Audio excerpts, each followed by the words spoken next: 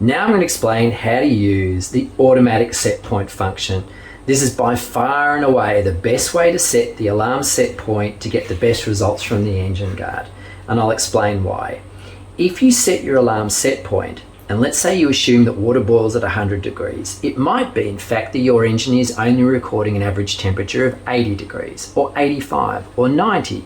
Now, if you set your alarm set point at 100, by the time it reaches that point, the damage might be done. Equally, if you guess and you set it too low, you'll tend to get false alarms and it might annoy the driver.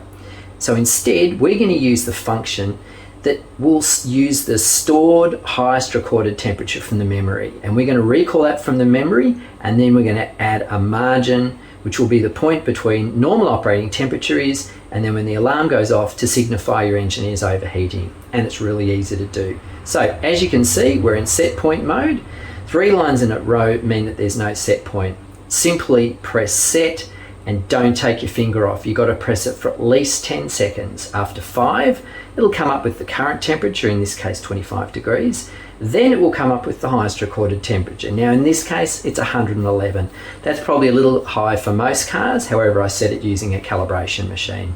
Now what I'm going to do is, if that's the highest recorded temperature, we want to add a margin before the alarm is triggered. So I'm going to add 5 degrees. So I'm going to press next 5 times to set it to 116, and then I'm going to hit the set button. That's then stored in the memory. Then to go back to temperature 1, I press previous. As you can see, the dot's moved under just 1. Dot's gone from under set. It's showing the current temperature is 25. If you ever want to see what your set point is, you press next. You can see it's 116 degrees. So that's the point at which the engine guard will trigger its alarm.